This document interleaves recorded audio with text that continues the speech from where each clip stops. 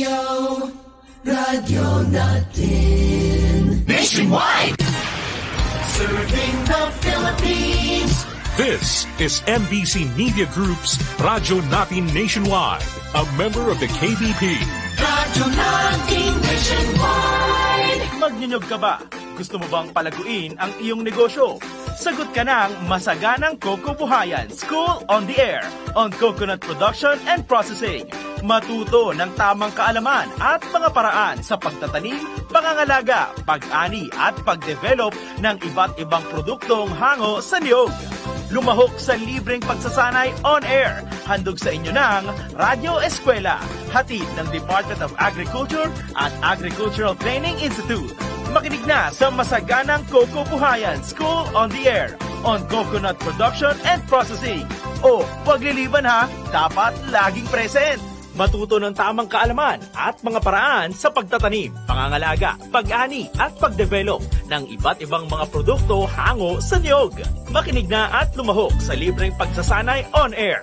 Handog sa inyo ng inyong Radyo Eskwela. Hatid ng Department of Agriculture at Agricultural Training Institute. O, huwag liliban ha, dapat laging present. Ito ang Masaganang Coco Buhayan School on the Air on Coconut Production and Processing. Exactly 11:03 in the morning. Ito po ang programang Masaganang Coco Buhayan. Isang magandang umaga sa lahat na ating po mga umaabang ng ating pong programa. And of course, sa lahat na ating po mga, lalong-lalo na po yung may mga negosyo pagdating nga po sa pagniniyog. At syempre kasama ko po muli ang aking po mga kasama from PCA. Ayan, unahin natin si Coco Pasing. Ayan, magandang umaga sa partner. Magandang umaga sa iyo, partner. Alam mo, ito na yung pang-8 araw nating pagkasayari ng ating programa. At syempre, hindi mawawala yung mga tanong ng ating mga listener. Pero yun nga, kamusta naman po ang inyong holiday ngayong araw na ito? Kami po kasi wala kaming holiday dito. Kailangan namin mag-work overtime. Kahit holiday ngayon declared, long weekends, kung sana po ay maayos nating magamit ang ating long weekend. So, partner, at kamusta hindi naman natin ang isa nating partner, si Coco Maring? Oo, at mukhang fresh na fresh ito ngayon. Yan, magandang umaga mga partner. Ako nga po pala si Coco Maring. Syempre, samahan nyo pa rin kami sa isang oras na makabuluhang kwentuhan at talakayan na may kinalaman sa pagniniyugan. Mapapakinggan nyo kami tuwing araw ng Martes at Biyernes mula alas 11 hanggang alas 12 ng tanghali dito lamang sa 105.7 FM Radyo Natin Buwak. Yan. Alright, at syempre Coco Maring at Coco Pasing, Yes. tayo rin po ay live din po tayong napapanood mismo sa ating pong Facebook Live ng Radyo Natin 105.7 Buwak, Marinduque. At magandang umaga sa lahat na ating po mga nanonood. At syempre, aanhin ko na rin dahil ito na yung pagkakataon na pakishare nyo rin po yung ating mismong live video para po marami pong makapanood, marami din po makapakinig at makaalam dito sa ating pong topic of for today. At syempre, sa atin din po mga nakikinig at nanonood sa Facebook page din po ng ATI Memaropa at sa Facebook pages din po ng PCA Marinduque. Ayan. Magandang umaga po sa inyong sa ating mga tagapakinig. At syempre, bago po natin simulan ang talakayan ngayong araw, ay babatiin ko lang po muna ulit ang mga masisipag na SOA coordinator ng bawat bayan mula sa Buwak, sa Mugpog, Santa Cruz, Torrejos, Gasan. Yan, magandang umaga Yes, po. mga partner. At hindi lang yan. Nung nakaraang kahapon lamang ay umatan kami ng Farmers Day. At doon lang may mga na-meet kaming mga farmer natin. Mga estudyante pala ng School on the Air. And nagpapa-shoutout sila. Hello po sa inyo dyan sa Mugpog, Marinduque. Yung mga farmers po natin na dumalo sa Farmers Day po natin. Matagumpay na Farmers Day na isinagawa ng Municipal Agriculture's Office po as pangunguna ni Mau Marnelli po. At syempre, partner, kada episode natin, meron tayong School on the Air text promo. May naiiwan tayong question. And yes, may mga nanalo po doon. At ngayon nga po, mapalad po tayo kasi 3 na po ang ating nanalong School on the Air text winner. Yes, padami ng padami. Kasi nga po, bukod po sa sponsor ng ating mandatory sponsor po ng ating speaker, sinasabi ko na po ngayon, mandatory na po sponsor yung kanila pong load, yung mga panalunan po ng ating mga SOA text winner. Kailangan po, pag ikaw yung naging speaker, meron kang donation. Nako, Yan po. Yes, parang, partner. Napapailing yung ating guest ngayon. Ang naiwan nating question on partner ay, ano ang ibig sabihin ng gap? Yun. Kasi 'di ba, ang tagal na natin nagkakaroon ng talakayan sa GAP pero hindi pa natin natatanong kung ano ba talaga ang ibig sabihin ng GAP. Ang ibig sabihin po ng GAP ay Good Agricultural Practices. Yun. Yun po ang naiwan nating question na nakaraan nating pagkasaere. At base po doon sa ating question na yun, meron po tayong 3 winners. Ano po, maswerte po itong mga to kasi ito pong mga nanalo natin partner. Kahapon, na-meet namin sila lahat sa ating Farmers Day sa Mugpog, Marinduque. And, sa Mugpog? Yes, at syempre hindi namin sinabi muna sa kanila, sila pala ang panalo. Ano partner, ang una nating panalo po, nung nakaraang pagkasa-ere po ng ating School on the Air ay mula sa Laon Mugpog. Si Mr. Richard Mangana. Yes, partner. Ito yung ating farmer president ng ating composting facility. Si Tatay Richard Mangana. At pangalawa naman po ay mula sa napakasipag at hindi mo maaasahan pagdating sa mga Farmers Day. Mula naman po sa Bintakay Mugpog, si Miss Hilda Herondo. Yun. Shout out po sa iyo, Chang Hilda. Ayun po. At ang pangatlo po nating winner, syempre ito, magaling din tong magluto. Mula sa barangay ng Puting Buhangin, Mugpog, si Ate Mylene Ilagan. Ayun, kayo po ang nanalo sa ating School on the Air text promo at asahan nyo po darating po sa inyo yung mga load pong napanalunan po ninyo. Maraming salamat po sa inyong pagsali. Ayan, at congratulations. Meron pa, oo nga, tama, si Mylene Ilagan, Richard Mangana, and si Hilda Herondo. Abay, taga-Mugpog, no? Lahat ay taga-Mugpog. Kasi sipag ng taga-Mugpog, ang bibilis ng kawan. At syempre yung mga naman, hinihikayat ko na rin yung iba nating mga nasa ibang bayan, ay kinig ka lamang at madali lang namang manalo. Basta sipagan lamang at makinig na ating po pinag-uusapan. Yun po yung technique doon, makinig ng maigi dahil yung po mga napapag-usapan natin dito, yung mga tanong ay galing din po doon sa mga napapag-usapan natin ngayong oras na ito. So, ang ating yung tatalakayin ngayong umaga ay kung ano ang pest management o paano natin papangasiwaan ang peste sa ating niyugan. Mahalagang malaman ito, partner, para sa ating magsaka ng niyog nang maiwasan ang pagkalugi ng kanilang sakahan. Ano-ano ba ang peste at ng niyog at ano ba ang dapat na pamamaraan upang makontrol ito? Alright, and para bigyan tayo ng kaalaman tungkol sa paksa na ito, makakasama natin ang agriculturist ng PCA Marinduque sa katauhan po ng PCA Agriculturist, si Miss Vanessa Ribidiso. Alright, so magandang umaga kay Ma'am Vanessa. Ang ganda ng pangalan ni Ma'am Vanessa. Ayan, magandang umaga sa iyo, Ma'am. Isang mapagpalang umaga po sa Sige pa. ating mga... Okay na po. Yan, isang mapagpalang umaga po sa ating mga tagapakinig ng radyo natin 105.7 FM Buwak. Ano po, gusto ko lang pong batiin yung mga ating 500 estudyante ng School on the Air. Ano po, at yung ating SOWA, mga coordinator na talaga naman pong masisipag at sila po ang umaasikaso sa ating mga estudyante. Gayon din po yung ating ibang line agencies at iba pa pong mga tagapakinig na nais pong matuto tungkol po sa pagniniyugan. Yan.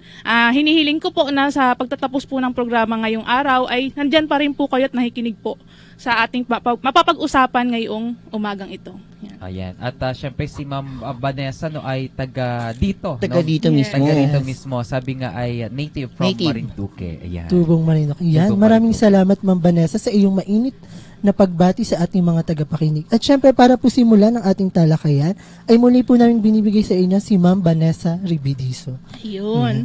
Ang ating pong topic na pag-uusapan po ngayon ay tungkol po sa pest management. Ano po, bago po natin isa-isahin ang mga peste na meron po ang niyog, bakit nga po ba importante na magkaroon po tayo ng awareness? At ang sapat na kaalaman po tungkol sa mga peste na ito. Ano po, alam po natin na, alam niyo po ba na malaking porsyento po ng kita sa ating niyugan ang pwede pong mawala pag nagkaroon po ng malawakang infestasyon sa ating puno ng niyog. Ano po, dapat po natin tayo magkaroon, halimbawa po tayo nag-observe po sa ating niyugan at makakita po tayo mga senyales na may pagkasira po ng ating niyog, madali po nating makilala yung mga peste. Ano po, at ano po yung agarang pamamaraan para sugpuin po sila. At para sa kalaunan po ay hindi na po sila lumala na maaaring maging dahilan po ng ating pagkalugi. Yan. Kumbaga po ay parang sa sugat. Ano po, meron tayong paunang lunas na dapat gawin. At dahil hindi po biro ang ang pag-establish po ng isang niyugan kasi oras, panahon, pera po ang ating inilalaan po dito. Ayun. So bago ang sisimulan po natin yung una pong topic, ano po yung unang peste na meron ang isang niyog. Ano po? Ang alam ko pong familiar naman po kayo dito. Ito po si Coconut Rhinoceros beetle. Mas kilala po natin sa tawag na uwang. Ano po? Si Rhinoceros beetle, alam ko pong madalas nyo siyang nakikita sa ating niyugan kung kayo po ay bumibisita sa mga lupa po ninyo. Madalas po natin siya nakikita, ngunit hindi siya nakakabahala sa atin kasi wala naman po siyang malawakang damage pa doon sa ating niyugan. Pero ngunit po kapag lumala po siya, dumami po ang populasyon sa inyong niyugan, maaari po siya maging isang mapaminsalang peste ng niyog. Sino po ba itong si Coconut Rhinoceros beetle? Ano po? Si uwang po, siya po ay isang insekto na ang dumadaan po siya sa 4 na yugto ng pagbabago po. Hindi po siya pinanganak na uwang na po agad. Kumbaga dumaan po siya sa 4 na yugto. Una po ay itlog. Saan po ba natin madalas nakikita itong itlog ng Coconut Rhinoceros beetle? Ano po? Ang mga babaeng uwang po, ang paborito po nilang pangitlugan o gawin pong breeding site ay yung mga mahalumigmig, mga patay at nabubulok pong lugar. Ano po ba yung mga example po nito? Kung kayo po ay sa inyo pong niyugan, meron pong mga nagkamatay na niyog, natumba po siya dahil sa bagyo o kaya po namatay po siya sa katandaan pero nakatayo pa at nagsimula na po silang mamulok, yun po ang paborito nilang puntahan para pangitlogan. Ano po? Bali ang itlog po ng uwang ay kulay puti po ito. Ano po? Yan. Umaabot po siya ng 80 hanggang 130 araw bago po siya mapisa at maging isang inakay. Ito pong inakay na ito ay tinatawag po nating uok. Yan, yun po yung malalaki, mapuputi, na korbada ang hugis, may brown na ulo at 3 pares po na paa. Ano po? Yan, pag nagpunta po kayo sa niyugan at kayo po'y bukas ng isang bulok na niyog, makikita nyo po yun, yung mga gumagalaw-galaw po doon. Doon po sila naninirahan. At sila po ay, after po nun, magiging pupa naman po sila. Ang itsura po ng pupa ng isang Coconut Rhinoceros beetle ay yung medyo kulay brown po siya na medyo matigas para pong kukun kung bagay sa paro-paro. Ano po? Yan. So makikita po natin sa ating video presentation sa lahat ng mga nanonood sa Facebook Live. Yan. Sa nakakita po dun sa naka-flash sa screen, ano po? Yan po ang itsura ng pupa, yung kulay brown po sa bandang baba. Pag nabuksan po siya, saka lang po lalabas po yung ating magulang na uwang. Ano po? Ito pong uwang po na ito ay masasabi nating pinakamapinsalang yugto ng Coconut Rhinoceros beetle. Bakit? Dahil siya po ang may kakayahang magbutas po ng ating niyugan at magbigay pinsala po dito. Ang katangian po niya, meron po siyang parang sungay na ginagamit po niya na pambungkal ng mga soft tissues po ng niyog. Ano po? Yun ang paborito nilang kainin.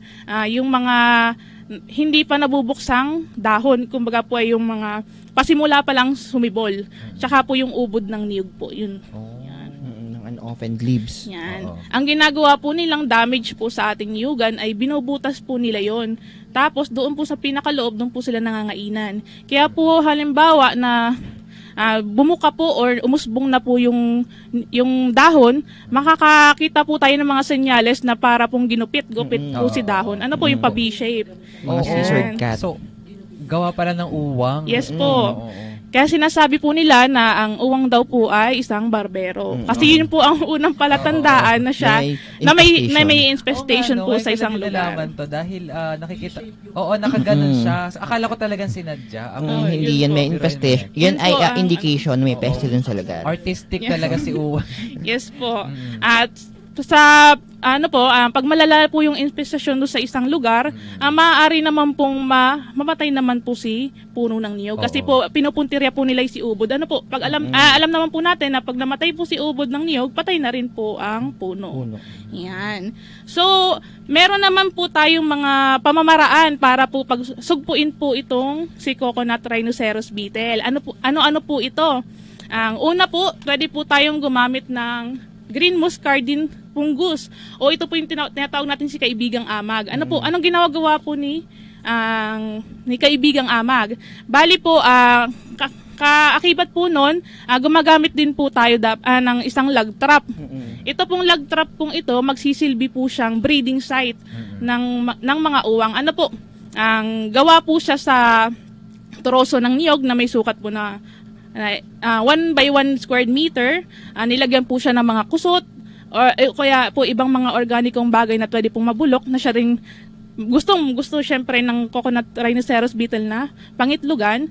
Ayun po, doon po natin nilalagay si fungus. At kapag po yung mga babaeng uwang po ay doon ang itlog, yung mga itlog po at larva po niya, yung ating uok, ay kinakapitan po nitong fungus na ito. Ano po? At sa loob po ng 8 hanggang 12 araw, pwede pong mamatay si na larva. Ano po? Maging po yung mga uwang po na nakapitan po nila. Ayan. Pangalawa po, yung pong pag-collection ng mga uod po at ng coconut rhinoceros beetle. And pwede tayong mag-manual picking. Manual picking. Yun doon sa lug trap po natin. Halimbawa po may nagkamatay na po doon, yun, alisin po natin sila tapos i-destroy po natin. Maging po doon sa ibang mga seedlings na hindi naman katangkaran at pwede po nating maanuhan yung yung beetle. Pangatlo po ay yung paggamit po ng pheromone bilang isang attractant. Ano po itong si pheromone na ito? Ito po isang chemical na nilalabas po ng insekto. Ano po? Kumbaga, di po hindi sila nagsasalita. Ito po yung pamamaraan nila para po mag-communicate sa ibang insekto. Halimbawa nito po ay yung, kumbaga, ginagamit po nilang pang-akit. Halimbawa, pag sila gusto mag-mate or magkipagtalik, ay yun po yung ginagamit para lumapit po sa kanila yung ibang mga insekto. Di ito po ay, pwede po natin siyang gawing trap para po lahat ng mga insekto lalapit po dun sa bitag po na yun at dun po sila makukulong. Ayan. Pang-apat po ay yung, syempre, yung ating kaugaliin po natin na maglinis po ng ating mga niyugan, especially po yung mga lugar na halimbawa na paglagarian po, yung mga niyog na nalalagarian na iwanan po ng mga kastanyera, na pag-ipunan po ng mga kusot. Ito po talaga ay paborito ng coconut rhinoceros beetle na pangitlugan. Kaya mas maganda po na i-destroy po natin ito. Or alisin po natin. Pwede rin po tayo magtanim ng mga cover crops dun sa mga tuod ng mga niyog kung hindi po sila maaalis para po maiwasan din ng paninirahan ng mga uok po doon. Ano po yung mga sample ng cover crops? Pwede po tayo ng mga kamote, yan. Yung mga gumagapang para ng pantabon po, o kaya iba pa pong mga leguminous pwede pala yun, no? plant po. Tapos, panghuli, pwede din po tayong gumamit ng mga systemic pesticidyo na ang pag-a-apply po ay through leaf axil application. Ini-spray po siya dun sa puno, kumbaga dun sa palapa, yung dulo ng palapa ng niyog. Kasi doon po sila kalimitang pumapasok ay. Yan. Yun, yung pong paggamit ng chemical pesticide. Pero hanggat maaari ay hindi rin siya nire-recommend kasi nga chemical din po ito. Mas maganda kita ay systemic kasi napakadelikado. So, last option siya lagi. Parang ibig sabihin dito ay itong number 1 to ilan ba to? 1 2 3 4 5 6, no? Itong 1 to 5, no? Ito yung talagang kailangan talagang pero gawin. pag wala na at talagang kailangan. Malala na. Pero wag naman agad-agad na Lagi natin dapat last option yan. Tulad nung nakaraang topic natin, no? Ayan. Alright. So, okay na po si coconut rhinoceros beetle. Sumunod naman po na peste na ating pag-uusapan, itong si Asiatic palm weevil. Sino po ba ito? Anong insekto po ba ito? Si Asiatic palm weevil po ay isang nakakamatay na peste. Bakit daw po natawag siyang nakakamatay? Kasi di kumpara po sa coconut rhinoceros beetle, na sila ay nanganganak at nagpaparami po sa mga patay at nabubulok na niyog. Ito naman pong si Asiatic palm weevil, sa loob ng buhay na niyog po, naninirahan. Kinakain po nito yung laman po ng niyog natin, yung katawan ng niyog po. Ang kalimitan niya pong kinakapitan ay yung mga bata pa. O halimbawa, nagsisimula pa pong umusbong na niyog. Kalimitan po may edad na 2 hanggang 15 years old. Pero mas kinakapitan nila yung nagsisimula pa lang magkaroon ng bowel or yung anuhan ng ugat. Yan. Sabihin ba, umuupo pa lang? Yung umuupo pa lang po si niyog. Kasi malambot yun. Kasi malalambot po ang kanilang ginagawa. Nagkakaroon naman po ng infestasyon ng Asiatic palm weevil kapag po merong, halimbawa ang niyog po na yan, ang batang niyog po ay nagkasugat. Halimbawa, ang gawa po ng coconut rhinoceros, kasi alam po naman natin kanina, nagbubutas po siya ng ating niyog. Sila yung partner in crime. Yan. Pag natapos po silang mga inan doon, papasok naman po si Asiatic palm weevil para doon po mangitlog sa butas na iyon. At pag nangitlog po sila at napisa po si larva, siya naman po ang mangangainan doon sa puno ng niyog. Maggagawa po siya ng mga tunnel, maliliit na tunnel sa loob ng katawan ng niyog po. At kapag lumala at tumagal, ay magiging isang malaking ukab. Although hindi po natin siya nakikita sa labas, kasi nga loob lang po pinupuntiryan niya, kaya hindi po natin agad ma-detect po o malaman na may ganun na po palang infestasyon ng Asiatic palm weevil sa ating niyugan. Malalaman na lang po natin kapag po natumba na or namatay na po si niyog or na bulok na po yung ubod niya. Ayun. Kasi po ang ang inakay po ni Asiatic palm weevil ay umaabot po ng 50 days bago po siya maging pupa at maging isang adult. 'Yon. Kaya po si larva din po yung pinaka mapaminsalang yugto po ng Asiatic palm weevil. Di kumpara do sa kanina po kay Rhinoceros beetle yung adult naman po. Yung develop na talaga. Dito naman si larva. Kasi siya po ang nangainan dun sa ating niyog. Yan. So may mga pamamaraan din po tayo ng pagsugpo dun sa kay Asiatic palm weevil. Ang una po syempre yung regular po natin ng paglilinis pa rin ng niyugan at pag-aalis po ng mga posibleng breeding site. Halimbawa po nagkaroon na po ng infestasyon. Napansin na lang po kasi natin natumba na po si niyog, patay na po wala siya po pala ay naging na rin ng Asiatic palm weevil. Mas maganda po ay sunugin po ito para hindi na po kumalat pa sa ibang mga katabing puno ng niyog. Ayun, syempre paggamit din po uli ng pheromone o attractant po para sa bitag. At meron din po tayong pamamaraan yung tinatawag po na drill, pour at plug na paraan po ng paggamit ng pesticide. Sa kaalaman po ng nakakarami, nagkaroon po ng reported infestation po dito sa Marinduque last 2023, January. Siya po ay sa Barangay Daypay at sa Tugos. Nakapagturok po kami ni Coco Pasing po doon. Yes, partner. ng mga puno po ng niyog. May dala silang barena. Mga doktor na rin kami. Binabarena po namin yung mga puno na infected po. Tapos tinuturukan po namin ng yung partner, kailangan barenahin. Kasi diba yung ating coconut, may yung sa fiber kasi iaagos yung mga pestisidyo. Nang sa ganon, yun nga lang po, diba sabi natin kanina, last option lagi ang systemic pesticide. Kasi nga po, pag systemic pesticide po kasi lahat po ng parte ng ating coconut, pupuntahan po ng pestisidyo na iyon. Maging ang bunga po nito, dahon, ugat, lahat po siya ipupuntahan po ng systemic pesticide. Kaya po, hindi siya ina-advise na pag ang ating puno ay ginamot natin o tinurukan natin ng pestisidyo, hindi po siya ina-advise nagkuhaan po ng bunga or i-consume natin yung bunga in less than 6 months, bawal po yun. Pero nire-recommend po namin na hanggang 1 taon po, bawal pong kunan talaga siya na para walang-wala na talaga. Bawal kainin.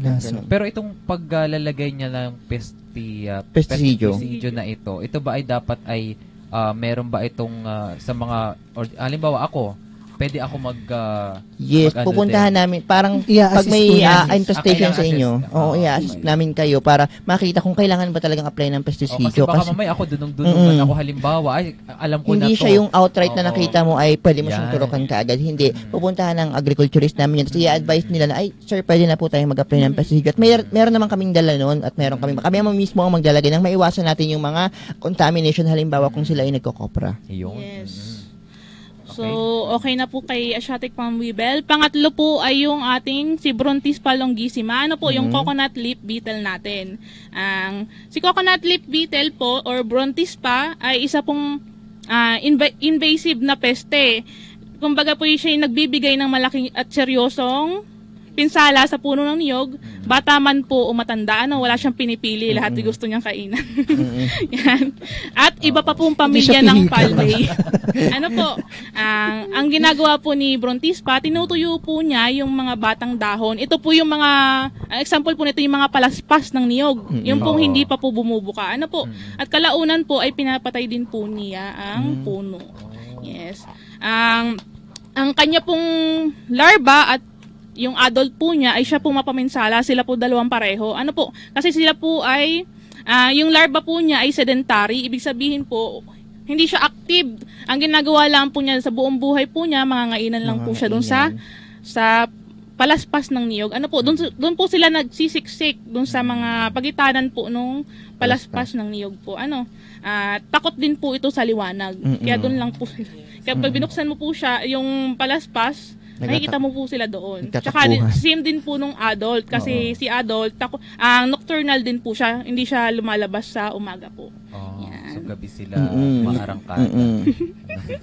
Yung itsura po ni Brontispa, nakikita niyo naman po naka-flash po sa screen. Ano po, siya po ay two-colored na insekto.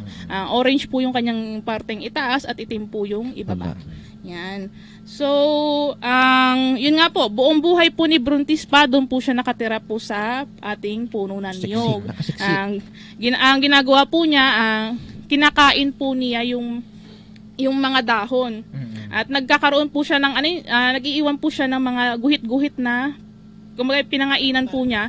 At kapag po lumala po ito, nagiging kulay brown po siya na malalaking parang tuyo. Yes po. Nasipsip niya na kasi yung nutrients ng coconut leaves. Kaya pag sa malayuan po, para siyang sunog. Umuuklot din po yung kanyang mga brown na dahon. Parang nakita na ako nito. Kala ko sa araw lang, kaya natuyo. So yung pala ay gawa nito. Paggabi pa lang sila. Kasi nocturnal sila. Sinusipsip na nila yung nutrients nung ating coconut leaves. Hindi na daw mahirapan yung gagawa ng walis. Oo. Malaking tulong. Yes, so yung nakikita naman po nyo sa screen yung damage po niya. Ano po? Yan, nauuna pang matuyo yung mga batang dahon. Yan. So sa pagsugpo naman po kay Brontispa, unang-una din po, syempre, di mawawala yung paglilinis ng niyugan. Ano po? Yan. Yung talaga dapat importante. Dapat panatilihin po nating malinis ang ating niyugan. Gamasan po natin ito at para po maalis yung mga maaaring pag-anuhan po ng peste. Yan. Pangalawa po yung pag-collection din po ng mga inakay at matandang Brontispa. Yan, iisa-isahin po, manual nyo pong alisin sa... Pag nakita nyo po yun. Exercise nyo na rin tuwing umaga. Para matrabaho ito pag ganitong mag-collect ka ng mga uod. Yung pangatlo naman, paggamit po ng parasitoid. Ano naman po ang ginagawa po nitong parasitoid o yung natural enemy po ng Brontispa? Ano po, may dalawang klase po ng parasitoid si Brontispa po. Una po ay yung parang putakte po siya, yung wasp. Ang ginagawa po ni putakte, yung sa larva po nun, iniitlogan po nila. Yung larva po ni Brontispa. Ano po? At kapag po napisa po si itlog, magiging larva po siya at yun naman po ang kakain do sa larva ng Brontispa. Papatayin po niya, kumbagay sisipsipin po niya parang yung laman. Parang in short, friendly enemy ito. Yes po. Na malaking tulong para mapuksa ito. Kaibigan ng ating mga magsatsaka ng niyog. Biological control. Parang gagamit ka ng natural na parang lalaban din sa kapwa niya. Okay. Pangalawa po yung airwig na tinatawag natin, yung sipit-sipit. Yan, ito naman po ay yung kumakain po dun sa larva at the same time din po dun sa adult niya. Yan. So ma'am, tanong ko lang, dahil gumamit tayo ng itong natural enemy na ito, hindi naman siya, malaking tulong ba ito o hindi naman naanuhan yung mga dahon or what? Hindi naman siya nagkakaroon ng epekto kasi hindi naman niya pinipinsala yung ating niyog. Kumbaga, ang kinakain po niya yung peste ng ating niyog po. Kaya mas maganda rin po siyang gamitin, yung biocontrol po natin, kaysa po sa chemical. Kasi natural po talaga siya. Ayun. Ako nga partner, tsaka dito habang nag-airing tayo, nanonood din ako ng live. Dito kasi tinanong ni Mr. Wilmer Casimiro kung meron bang kaibigang insekto na pwedeng pumatay sa ating mga kalabang insekto. At ayun nga po, ayon sa nabanggit ng ating guest speaker ngayong araw na ito, yun may mga kaibigan nga po tayong insekto, kaibigan ng ating mga magkasaka ng niyog na siya namang pumupuksa sa mga peste sa ating niyugan. Ayun po. So at least alam na natin dahil paano to? Hindi ko lang maano kasi paano nakukuha siya? Itong mga natural enemy na ito. kalimitan given na po siya dun sa area. Ano po, yung iba naman po, pinaparami siya sa mga laboratory. Yes, may Kaya mga pwede po tayo laboratory po mag-request ang sa, PCE. kung kailangan po ng... So para may Yes doon sa po. laboratory na meron silang alaga. Pinaparami po pinaparami nila si po Sila Erwin. talaga ng Yes mga po. kaibigang insekto natin. Ayan, so maganda. Pag nakita kasi yung kaimportansya ng isang insekto na yun na siya yung kumakain doon sa mga kalaban, binibreed natin siya, pinaparami. Nang sa gayon, pag nakaroon tayo ng indication na may infestation sa isang lugar na ito at hindi na kayang nating makontrol physically, Oo. pwede tayong magpakawala ng mga biological control kagaya nga itong mga parasitoid na ito. Okay. Ayun. So, tada rin po tayong gumamit din ng ng fungus, yung kaibigang amag po natin. Si white muscardine fungus po, at the same time pwede rin po si green muscardine fungus. Ang ginagawa naman po dito, ini-spray naman po dun sa mga palaspas po. Yun din po yung effect na ginagawa po niya dun sa ating coconut rhinoceros beetle. Binabalutan po ng amag po yung mga katawan. larva at adult ng brontis. Hindi na siya magtuloy. Yes po, mamamatay din po sila sa kalaunan. Yan. Panghuli po ay yun din po, pag-spray po ng systemic pesticide dun sa ating niyog. Pero hindi po siya practical kasi nga po, halimbawa meron na rin po tayong populasyon po ng airwig doon or mga natural enemy po nung ating brontispa, mamamatay din po kasi yun. Yung mga Kaya hindi talaga kaibigang siya insekto. ina-advise na gamitin. Pero ma'am, dahil siya practical. kasama ito dun sa pagsugpo ng mga, sabihin natin lahat ng mga enemy na ito na nabanggit yung mga bees or something like Yes. that, brontispa. Sa tuwing kailan, ginagamit itong mga spray po na ito? Yun nga po yung nabanggit ni Sir Coco Maring kanina, last option siya dapat. So, Kung hanggat maaari, Pag yung sobrang uncontrollable lala na siya. Controllable Hindi na na. siya kayang gamitan ng biocontrol. Bayo or ano man. natin, hindi na rin kailangan Yung kapag na-try mo na yung mga unang kailangan na option, talagang- pero hindi siya effective, kailangan magsasort na tayo i-apply. sa pesticide. Oo, yun nga lang. Dahil may disadvantages. Yes din. po. Dahil Mamamatay yung ating mga mamamatay kaibigang din. mga insekto. Damay-damay. Oh, yes. Oo. Kaya hindi siya pwede na-advise talaga. Laging last option natin ang pesticide. Ayun. So, yung pang-apat nating pag-uusapan po na peste ng niyog ay yung slug caterpillar. Ano po? Familiar naman kayo sa itsura po ng slug, ng caterpillar po. Ito yung mga leaf-eating insect. Ang kanila pong paboritong kainin po ay yung dahon ng niyog. Ano po? So, ito pong si slug caterpillar, kalimitan po ay hindi natin inaasahan ng kanilang outbreak o yung mabilisang pinsala kung at siya po minsan ay nagiging dahilan din po ng pagkalugi ng farmer. Ano po ba ang damage po nitong caterpillar sa ating niyugan? Ano po? Sila po ay kalimitang naninirahan po sa ilalim na parte ng dahon at doon po kinakain po nila yung dahon. Yan. Pag marami po sila dun sa isang niyog, pwede po nilang maubos po yung buong dahon nun at maiwan na lang po yung mga tingting. Yan. Yun po May yung trabaho na damage sila. po na ginagawa nila. Wala nang trabaho yung mga Sobrang gawa ng magwawalis natin. So, Tatanggalin nyo na lang po at Parang kukunin na lang yung si tingting. parang ito naman advantages naman to yung mga nagawa ng technique naman, Yes. no. Pero, Ayan. Pero ang takaw nito, itong slug caterpillar na to. Kasi yun lang naman ang Ginagawa ginagawa nila. nila. Mga ngainan lang. all their life yun lang, kumakain lang ng dahon. Yan. Yun mapapansin nyo naka-flash sa screen ang Milipad yung itsura po Anong nung slug damage po caterpillar? nila. Ano po? So, meron po tayong pamamaraan din ng pagkontrol po dito. Una po yung natural control natin, yung paggamit pa rin din po ng mga parasitoids, kagaya po ng mga flies at yung mga putakti po. Yun din po nabanggit ko po kanina. Ang ginagawa po nito, iniitlogan po nito yung mga larva at yung caterpillar po at kapag po napisa, kakainin doon naman po siya mga ngainan doon sa caterpillar at mamamatay po ito. Ano po? Pwede rin po tayong gumamit po nung light traps. Ano naman po itong si light traps? Di po man din si caterpillar, isang yugto lang din po siya ng buhay po nung gamo-gamo. Gamo-gamo po kasi ito pag lumaki, pag naging adult po. Yung gamo-gamo po, yung adult po ng slug caterpillar ay naaakit agad po siya sa liwanag. Ito pong light traps, pwede po natin siya maging bitag para po lahat ng adult po ng slug caterpillar ay lumapit po doon sa bitag na yun. Ayun.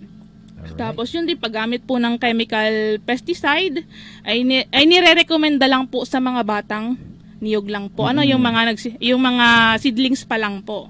Yan. Tapos pwede rin po tayo magkolekta po, isa-isahin po natin, alisin yung mga slug Maging exercise caterpillar. tuwing Po? umaga. Exercise every Yun nga lang, ang iba pong variety po ng slug caterpillar ay meron pong magilik. Kasi para silang yung ang tawag doon ay basoy. Yan, basoy po silang kung tawagin.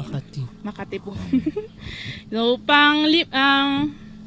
panglima po ay si mealybugs. Yeah. Ano po naman tong si mealybugs? Alam ko Mealybugs po, hindi may libas. Mealybugs po yan. Ayan, makikita naman natin yung spelling sa spelling na dyan. Ayan, sa ating presentation. Alam ko po, nakikita nyo na po ito. Madalas din po natin itong napapansin sa ating niyugan. Ito po yung mga puti-puting kumakapit po sa mga dahon ng niyog. Ano po? Yan. Ang ginagawa naman nito, ini-infestation po niya yung mga seedlings at maging din po yung matatandang palms po natin or mga niyog. Yan. Kahit po yung mga intercrops, pwede po nilang kapitan. Ano po ba ang ginagawa ni mealybugs? Sila po ay naninipsip. Sinisipsip po nila yung dahon ng niyog. Yan. At the same time po, habang po sila sumisipsip po dyan, naglalabas naman po sila ng parang dagta po na kalaunan po kinakapitan po ng amag, nagiging amag po na puti. Kaya po pag hinipo nyo po si dahon na may mealybugs po, parang pulbos po yung kulay puti na nandoon. May secret silang mga puti-puti. At kapag po lumala po yung infestation po ni mealybugs, pwede po itong maging dahilan o maging hadlang po ng ang photosynthesis po ng ating niyog. Pag sinabi pong photosynthesis, ginagawa po nilang pagkain ang liwanag ng araw. Yung init ng araw po. Kasi di ba meron siyang parang amag na puti. Matasaraduan kasi niya yung stomata. Yes. Yung stomata kasi yung Tinatabunan entry niya yung dahon. ng mga nutrients para sa development or para sa site ng photosynthesis. Ako parang bulaklak pala to. Kung makikita naman sa picture, ang gandang tingnan. Bali siya ay Pero dalawang distractor pala. Bali siya ay dalawang klase, hindi siya yung babae at sa lalaki, hindi sila pareho ng itsura. Ang adult na lalaki po ay siya may pakpak. Pero yung babae naman ay wala. Gawin lang din siya, para siyang puting lang. Puting lang. Okay. So, sa pagsugpo naman po ni mealybug, naggumagamit din po tayo ng predator. O ibig sabihin, ito po yung mga kumakain po dito sa mga mealybugs na ito po. Una po yung brown lacewing na tinatawag, at saka si black ladybird beetle. Sila po yung nangainan po din sa mealybugs. Pwede rin po, sa mga malala pong infestasyon ng mealybugs, pwede po tayong gumamit ng spray foliar pesticide. Ito po yung i-spray natin sa mga dahon. Yan. Yun nga po, lagi po namin binabanggit na mas practical lang po ito dun sa mga seedlings. Hindi po siya applicable applicable naman po siya, pero hindi siya practical pag ginamit po natin sa mga matured palms po natin. Kasi nga, laborious pati. Kasi nga po, maaari din nila mapatay po yung mga natural enemy po ni mealybugs. Ayun. So, sumunod naman po, pangalawa sa huli nating pag-uusapan po ngayon ay si coconut scale insect, or mas kilala po bilang sa tawag na kokolisap. Yun pala yun, yung kokolisap. Coconut scale insect. Buti na lang wala tayong host na ganyan yung pangalan. Coco Maret, si Kokolisa. Kokolisa. Buti na lang wala. Insekto pala, peste pala yun. Diba? Alright. So, si Kokolisa po ay isang mapanirang insekto na sumisip-sip din po ito, ng katas ng dahon, palapa at murang bunga ng niyog. Yan. Kung nakikita niyo po, yung mga nanonood po ng Facebook Live, yung naka-flash po sa screen, yan po ang itsura po ni Kokolisap. Para po siyang, manilaw-nilaw po siya na parang kaliskis po ng isda. Lalo po kung marami, mapapansin niyo po para siyang yan. Ang ginagawa po naman ni Kokolisap, pag dumikit po siya sa dahon ng niyog, sisipsipin po niya yun at nagtuturok po siya ng toxic chemical na siya naman po tumutunaw sa chlorophyll po ng dahon. Yung green at ito pigment ay nagiging sanhi naman ng panunuyo po ng dahon. Yan, isa pong palatandaan yung paninilaw po ng dahon ng niyog. Okay, so yan po ang kokolisap, no? Ito rin po yung peste na mahirap sugpuin. Kasi napakabilis niyang magparami. Yes, oo. Tsaka pag may infestation ng kokolisap, alam mo partner, ano yan, yung pag nasa ilalim ka ng niyugan na may kokolisap, makati yun sa balat. Oo. Pag nandun ka sa ilalim, kasi At meron silang ano. Pag narinig namin mga taga-PCA ang kokolisap, kinakabahan na talaga kami. Yes. Kasi matrabaho siya. matrabaho siya. At mahirap siyang sugpuin talaga. Napakahirap. Kaya buti na lang dito sa Marinduque wala tayong At wag infestation naman ng po At wag sana. naman At wag sana. naman. Kasi malaki ang Kumbaga impact sa po mga nito tanong, pag supla. nagkaroon ng infestasyon Wag dito nyo na sa pong Marinduque. isipin na magkakaroon. Yan. Yes. So, ayun. Nakikita niyo po sa screen yung siglo po ng buhay ni Kokolisa po. Ano? Yan, para po siyang itlog. Yung parang sunny side up na itlog. Ano po? Na may kulay po, dilaw sa gitna. Yan. Ayun. Tapos, may dalawang klase po ng kokolisa po sa Calabarzon. Ano, in-example lang ko lang po si Calabarzon kasi nagkaroon din po ng infestasyon doon. Ano po? May dalawang klase po 'yon, si Aspergillus destructor at si Aspergillus rigidus. Si rigidus po ay siya po yung mapaminsala na klase po ng kokolisap. Ano po? Yan. Kung mapapansin niyo din po sa screen, yung mga parte po ng niyog ay halos lahat po ay apektado ni kokolisa po. Lahat po diyan dinidikitan. Pero kalimitan po nauuna po itong dumikit talaga ay sa dahon. Ano po? Yan, pag lumala po at dumami po yung populasyon nila, ang kinakapitan na rin po niya yung bunga. Kahit po yung mga bulaklak po ng yung spade po ng dahon ng niyog. So, bali ma'am, no, actually ngayon lang ako nakakita nitong kokolisap na ito at saka itong affected ng niyog, no? Yes, For my whole life ay ngayon ko lang to na ano kasi sa nakikita ko sa lahat ng mga merong niyugan, healthy naman, no? Pero Yes, ito po. talagang matindi. Infected talaga. Yung nasa screen po ninyo, yung infestation po yun, sample po yung 2013 infestation po sa Mount Makiling. Yan, makikita po ninyo yung mga niyog po, lahat po ay kulay dilaw na yung mga dahon. Yan, lahat po yan kinapitan. Sa ngayon ay parang ang nangyayari, hindi siya tuluyang nasusugpo. Kumbaga, nakokontrol lang. Nakocontain lang po para hindi kumalat sa manageable ibang siya, parang ganyan, para hindi makahawa. Hindi siya tuluyang namamatay. Ito pala. Yung nakikita po natin is ano ko lang i-highlight ko lang to kasi ito madalas ko ding makita ito kapag 'di ba pupunta ka ng Quezon. May mga medyo madilaw-dilaw. So ito na pala yung parang infestasyon ng isang kokolisap, no? Kung kailangan lang talaga siyang puntahan, makita kung talagang siya, baka kasi yung mga madidilaw kasi malay mo makasalay nutrient deficiency ibang factor ang para makapekto siyang doon. kulay ng chocolate hills, ano? Yes, ganun yung pagkakaano natin dyan. Ayun. So, ito po yung mga teknolohiya sa pagsugpo po ng kokolisap. Ano po? Yung mga integrasyon po at mga pamamaraan sa pagsugpo ng kokolisap. Una po ay yung pagtatalas po ng mga apektadong dahon. Sa pagtalas po ng dahon, ito po inaalis po yung mga infected po na dahon. Ano po? Especially na po yung mga matatandang dahon. Kagaya po sa Zamboanga, sobrang laki po ng ng damage na ginawa nila sa niyog. Ano po? Kalimitan po yung mga bunga at dahon po naiiwan na lang sa itaas, hindi siya nalalaglag. Yun, tinatanggal kasi siya para mawala yung breeding site ng mga kokolisap natin. So, ang ginagawa po ng iba, sa pagtatalas po ng dahon, inaani po yung lahat ng bunga. Ano po? Tsaka lahat po na nakalaylay na maninilaw na dahon, tinatanggal na po yun. Tinitira lang po nila parang sa 3 to 5 lang po. Para may na site dahon. pa din ng photosynthesis, yung paggawa ng pagkain ng mga halaman. Pero hindi pag siya tinalas yung ating mga dahon ng niyog, hindi siya outright susunugin. Kasi alam mo, pag sinunog natin yung mga dahon ng niyog, syempre, sasama sa air. Lilipad yung mga maaari pa itong damage pa sa mga kalapit na niyugan. Yung ginagawa po ng iba, binabaon na lang binabaon na lang siya. Hindi siya pwedeng asunugin kasi nga po, di ba, pag may heat tayo, merong air. Manlilipad yung mga maliliit na kokolisap natin na maaaring makadamage pa sa mga karatig na niyugan. Parang virus to, no? Mga virus. Okay. Ayan. Pwede rin po tayo magbomba gamit po ng mga organic pesticide. Ano po? Meron po tayong ginagamit na yung refined bleach coconut oil, yung coconut oil pong tawagin, at sinasamahan po siya ng DWL. Tsaka po pwede rin po tayong gumamit ng crop guard at mga organic pesticide po. Ano po? So, ma'am, tanong ko lang, alin dito yung madalas, no, na isinasagawa ng ninyo Ayan, pagdating sa pagsugpo ng kokolisa. Pagtatalas Dito ng dito ng Yung dahon. pagtatalas. Pagtatalas. Oo. Pero dito naman sa Dito atin, naman po, luckily, wala sa naman. Marinduque Wala wala. naman, oo. Kaya wag nating isipin na magkakaroon kakolisa. Oo, Yun wag naman na. po. Wag na. Kasi ang tataas na ng nyug natin, hindi na kayo marunong Saka, humakyat. ang laki po ng lugi nito sa malaki. farmer. Oo. Yun. Mahirap po silang makabangon kasi na-alter na rin po niya yung production po. nung- Kasi 'di ba, alam mo partner, pagka infested ka na ng cocolisap, 'di ba? Sabi ko nga kanina, para ma-develop natin yung development ng coconut, nagkakaroon ng photosynthesis. Since sa trap ni cocolisap, ang site ng photosynthesis, which is yung leaves, yung nakabukas yung open stomata, doon papasok ang mga nutrients yung Oo. gagawa ng photosynthesis. Ngayon, hindi ngayon ma-develop ang bunga-bunga ni coconut. And lost yun ang ating mga farmer, lalo ng ating mga magniniyog. Ano?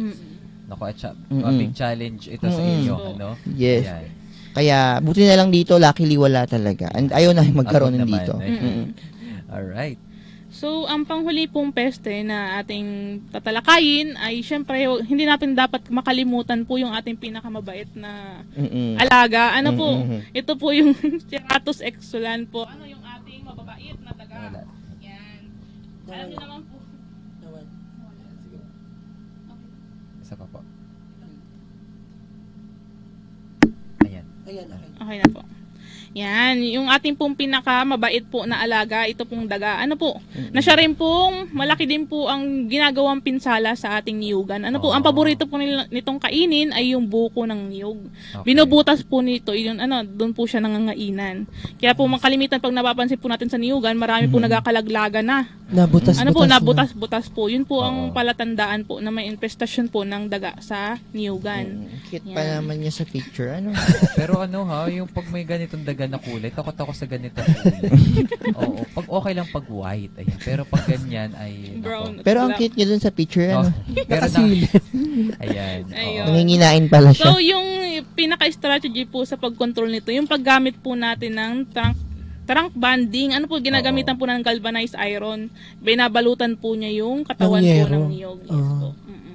Para Para madulas. Madulas siya, hindi siya Hindi siya makakakit. makakakit. Okay. Kasi hindi ko siya nagets agad. Sabi ko, ba't may nakabalot doon? Yung galvanized iron kasi, yan yung Kasi, di ba pampadulas nga, nung sa mga ating tumatakbo mga ang kaibigang Hindi mabait. kakapit yung tumatakbo paa ang niya. daga pataas. Okay, Mm. ibig sabihin, itong mabait na ito ay matulis yung kanyang mga kuko. Hindi siya para makakaakyat dun sa makaakyat. puno. Oo nga, Hindi siya no? makakapanginain dun sa mga puno natin. Kasi pag-akyat pa lang niya, mahuhulog na siya, Oo. madudulas na siya.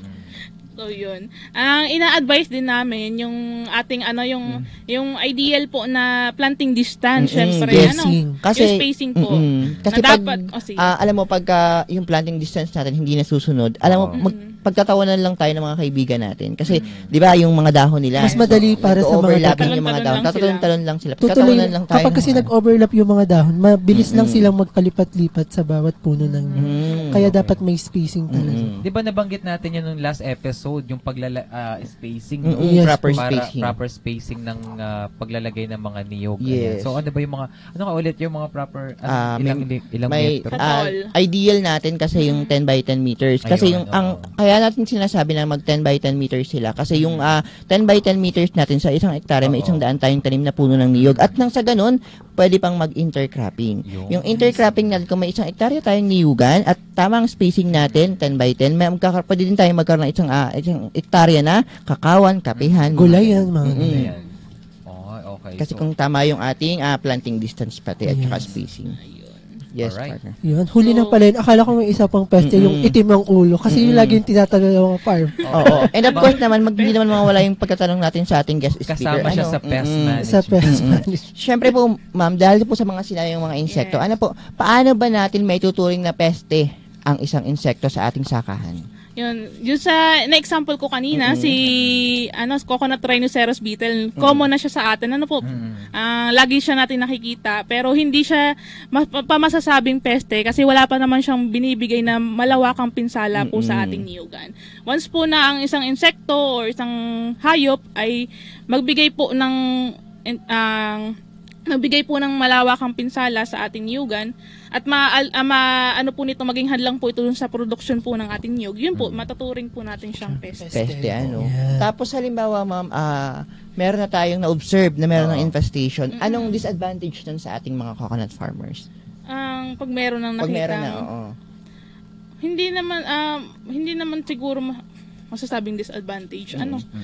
Pero kung halimbawa ang farmer ay nagbisita sa kanyang niyugan at nakakita agad siya, napansin niya agad yung mga senyales na mga nabanggit natin kanina. Yun, kung meron siyang sapat na kaalaman para kumbaga magbigay lunas na agad, makontrol na po agad ito. Yun, Oo, kasi partner, alam mo, lagi nating tatandaan, prevention is better than cure. Kasi mahirap gamutin yung sugat na, pero madali, makagawa natin kung prevention pa lang. Kung sa simula pa lang, nakita natin, o na-observe na natin na meron ng ganito, may infestation na, o may indication na may peste sa ating lugar ng sakahan, gawin na agad natin ang mga karampatang lunas. Kasi, nang sa ganun, hindi natin maapektuhan yung produksyon natin ng pagsasaka. Lalo na ng ating niyog. Ayun, partner. Napakaraming shinare ni Ma'am tungkol sa mga insekto natin, mga peste, na akala natin beneficial pa siya kasi ang cute, yung kagaya ng ating kaibigang pag nakita sa picture kanina na ang cute niya, pwede mong, yung pala, peste na pala siya, partner. At syempre, ngayon nga, partner, nakailang minuto pa lamang tayo, ay madami na kaagad tayong nalaman mula kay Ma'am sa ating, pupulin lang po namin ang saglit ang ating pag-uusap para bigyan natin ng daan ang ating mga palalastas ngayong araw na ito. Alright, at syempre babalik po muna tayo. Kasama nyo pa rin ang mga taga-PCA at syempre yung po grounded DJ na si DJ Carl. Let's take a break po muna. Dito lamang po yan sa programang Masaganang Kokobo. Alam nyo ba na ang Pilipinas ay pumapangalawa sa mga pinakamalalaking producer ng niyog sa buong mundo? Sa 82 probinsya sa bansa, 69 ang nagtatanim ng niyog. Saklaw ang mahigit 3 milyong ektarya ng lupain. Umaabot naman sa mahigit 300 milyon ang dami ng mga namumungang niyog sa bansa. Tara na't sumali sa iba't ibang programa ng pamahalaan para mapagyaman pa ang industriya ng pagnyunyog sa bansa. Ang paalalang ito ay hatid sa inyo ng Department of Agriculture, Agricultural Training Institute at ng hintilang ito. Bilang isang major coconut producer, ang Pilipinas ay nakapagtatala ng mahigit 14 metric tons na ani ng niyog kada taon. Umaabot din sa 91.4 billion pesos ang average export earnings ng bansa mula sa coconut products. Ilan lang sa mga tradisyonal na produktong ito ay ang copra, copra meal, coconut oil, desiccated coconut at coconut shell charcoal. Kasama rin sa ating export products ang non-food at non-traditional items gaya ng virgin coconut oil, hydrogenated coconut oils, coconut handicrafts at coco coir. Talaga namang angat sa coconut.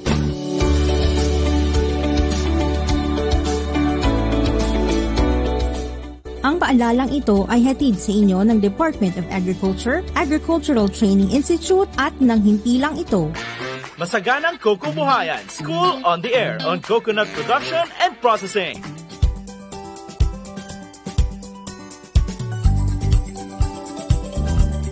Alright, at syempre nagbabalik po tayo sa programang Masaganang Kokobuhayan. Ayan ako mga partner, no? Talaga ang dami natin natutunan ngayong oras na ito. Sa pagtagal ng ating pagsasaere, napakadaming nai-impart na knowledge ng ating mga guests. Ayan, at syempre tuloy-tuloy pa rin po ang inyong pakikinig sa ating programang Masaganang Kokobuhayan. At syempre ibabalik ko muna po ulit para magbigay po siya ng mensahe bilang pagtatapos po niya, si Ma'am Vanessa. Ayan. Maraming salamat po sa ating mga giliw tagapakinig. Sa pakikinig po ninyo sa programa po natin ngayon. Hindi po sapat yung isang oras lamang sa pagtatalakay po dun sa mga peste ng niyog. Marami pa rin po dapat tayong kailangang malaman para po lubos nating maunawaan po yung sa pest management. Ay kung kayo po may mga tanong, libre lang po kayong lumapit po sa aming tanggapan sa Philippine Coconut Authority.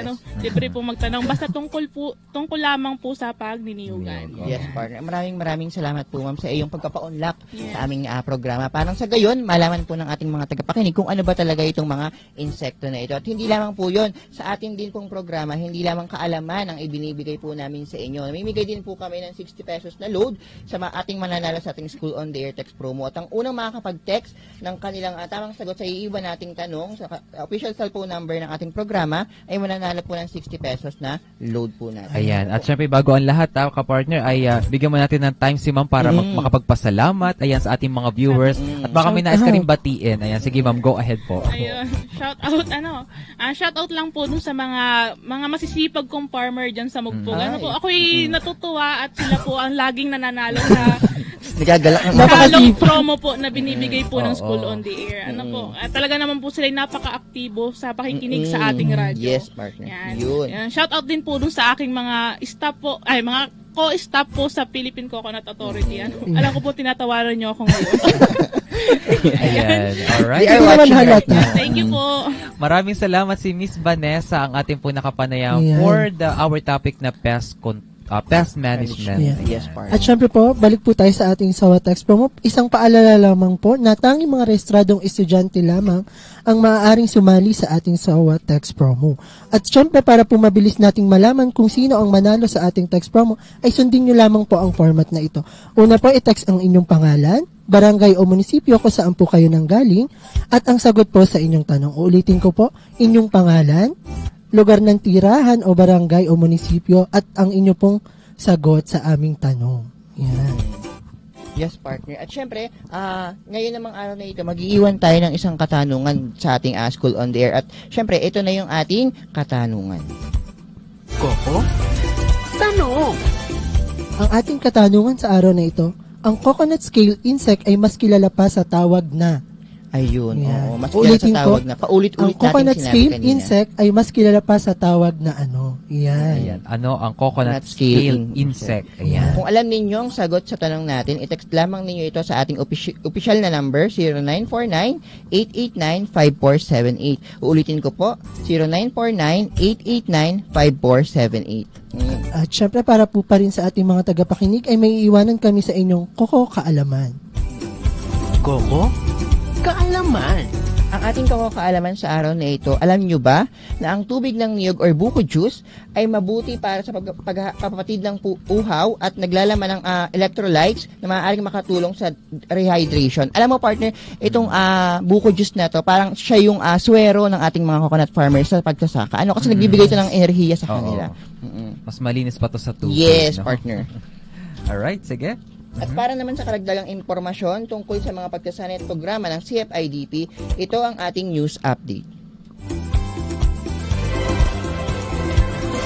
News update. Ang Agricultural Training Institute Regional Training Center Mimaropa sa pangunguna ng Career and Development Section ay magsasagawa ng Trainer of Trainers on Production of Coconut Products and Byproduct mula Setyembre 2 hanggang 1 sa probinsya ng Palawan. Ang nasabing 5 araw na pagsasanay na dadaluhan ng 20 leader na magsasaka at agriculture extension worker ay naglalayong magbigay ng kaalaman at kasanayan sa mga kalahok hinggil sa produksyon ng mga produkto at byproducts mula sa niyog. Sa pamamagitan ng pagsasanay na ito, inaasahang magiging handa ang mga tagapagsanay na i-transfer ang kanilang kaalaman sa iba pang mga interesadong individual o grupo na magpapalawak sa kasanayan sa pagproseso ng niyog at magpaunlad sa lokal na industriya ng niyog sa probinsya. Ang pagsasanay ay bahagi ng mas malawak na programa ng CFIDP upang mapanatili ang sustainability at kagalingan sa sektor ng agrikultura. Para sa karagdagang impormasyon at mga update, bisitahin lamang ang Facebook page ng ATI Mimaropa, kanilang opisyal na website ati.da.gov.ph/ATI-4B at mag-like at mag-subscribe na rin sa kanilang YouTube channel ATI Mimaropa. At may nakalimutan ako, partner. Of course, it's not paid advertisement, pero i-shoutout ko lang po yung malapit na tindahan ng gulay, si Ate Raquel. Tita Raquel po, magandang tanghali po sa inyo po dyan. Nawa po ay patuloy pong marami tayong maging customer po diyan. Taga saan po ito? Taga dyan po sa Barangay Tabi, si Ate Raquel po. Masugod nga, are. Oo. Ayan, lagi siyang may mga fresh na gulay. Pwede po kayong dumalaw sa kanyang tindahan po doon. Ano mga partner, wala na tayong sapat na oras at kami ay magpapaalam na sa inyo. Abangan ninyo ang aming susunod na podcast sa ere para sa panibagong paksa at talakayan dito lang sa 105.7 FM radyo natin buwak tuwing araw ng Martes at Biyernes alas 11 hanggang alas 12 ng tanghali. At syempre, alamin natin kung hindi pa alam, at isagawa kung hindi pa nasusubukan. Dahil sa wastong kaalaman at teknolohiya, sa pagniniyugan, kikita ka. Maraming salamat mga ka-partner sa ating Philippine Coconut Authority at nakasama po natin sila ngayong araw po ng Biyernes. Kayo mag-alala ka radyo natin dahil meron pa namang next time dahil every Tuesday and Friday nyo po kami mapapakinggan from 11 a.m. until 12 in the afternoon. Ako po yung nakasama, nyo pong friendly DJ na si DJ Car. Dito lamang sa inyo pong himpilang pinapakinggan na 105.7 radyo natin na FM sa programang Masaganang Koko Buhayan. Masaganang Koko Buhayan, School on the Air on Coconut Production and Processing. Live sa inyong radyo eskwela. Ang programang ito ay handog sa inyo ng Department of Agriculture at Agricultural Training Institute. Our town, our radio.